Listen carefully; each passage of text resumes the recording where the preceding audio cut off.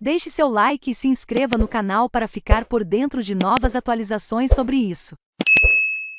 É questão de tempo até termos casos de varíola dos macacos no Brasil, diz médico. Para o médico infectologista do Hospital das Clínicas da USP, Evaldo Stanislau, é uma questão de tempo, até que o Brasil identifique casos da chamada varíola dos macacos, que começou a se espalhar pela Europa. Em entrevista à CNN neste domingo, 22, ele afirmou que um dos aspectos peculiares dessa crise atual é a maneira com que vem se espalhando. Os primeiros casos são relatados no Reino Unido, muito rapidamente para Portugal e Espanha, depois outros países na Europa, e já chegou na Austrália e na América do Norte. Em um mundo globalizado em que você pega um avião e 12 horas depois já está em outro país, é muito provável, questão de tempo, que façamos um ou mais diagnósticos aqui no Brasil, avalia. Segundo o médico, a varíola humana está erradicada desde 1980 graças à vacinação. Mas o vírus que causa a varíola humana, e o que leva à varíola dos macacos, que também circula em outros animais e esporadicamente em humanos, são muito parecidos.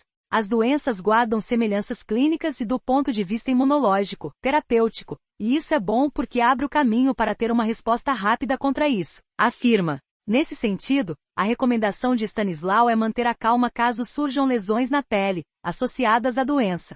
Existe uma série de outras doenças que dão lesões na pele, e que temos que pensar antes de pensar na varíola de macaco. No extremo oposto, os médicos têm que estar alertas porque um caso que deva ser notificado como suspeito começa com a lesão na pele. Se sente quadros de febre, mal-estar, íngua, alguns gânglios aumentados em algumas regiões e viu manchas que começam vermelhas. Viram bolinhas de água e que podem furar e ser múltiplas ou isoladas. Isso é um caso que deve ser considerado como possibilidade de varíola, explica. Em relação às manchas, ele diz que as de catapora costumam variar ao mesmo tempo entre bolhas, lesões vermelhas e crostas. Já as de herpes costumam ser acompanhadas de dor muito grande. No caso da varíola dos macacos, as lesões são sempre parecidas, acompanhando o mesmo ritmo conforme evoluem. Stanislau aconselha que, se viajou e teve contato com alguém que veio do exterior, e apresenta um quadro de febre, mal-estar, gânglio e lesões vermelhas ou pequenas bolinhas na pele, procure orientação médica.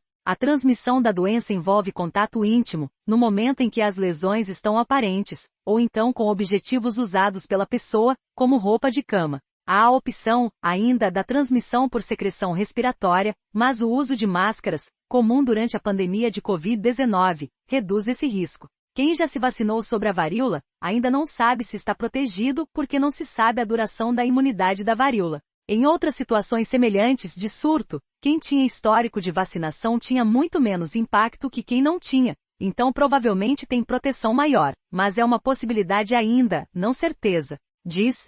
O infectologista ressalta que já existe uma vacina contra esse tipo de varíola, e um antiviral para combater sintomas.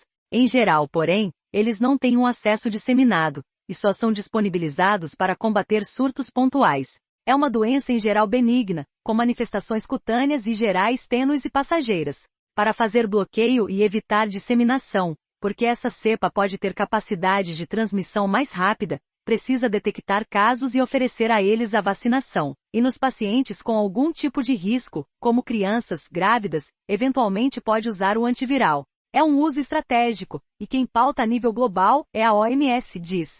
Ele também avalia que a varíola dos macacos sempre foi uma doença negligenciada, subestimada, por se concentrar na África, em países que muitas vezes não têm acesso à vacina e antiviral para combater surtos. Agora que está atingindo países com mais visibilidade, a comunidade internacional está muito atenta a esse problema. Provavelmente estamos tendo alguma fonte comum que iniciou esse surto. Alguém que deve ter vindo da África, mas aí ganha o componente do inusitado. Começa a se espalhar muito rapidamente, e esse espalhamento não é usual. Transmissibilidade à CNN, o infectologista da Fundação Oswaldo Cruz, Fiocruz, Júlio Croda afirmou que a transmissão do vírus ocorre quando há lesão na pele. As chances de transmissibilidade diminuem à medida que a pele cicatriza. Contudo, Croda aponta que é importante monitorar, porque os cientistas já sabem que a transmissão não é frequente e requer um contato demorado, afirma. De acordo com o pesquisador, é necessário entender quais são as condições que levaram a esse surto, importante mas que com certeza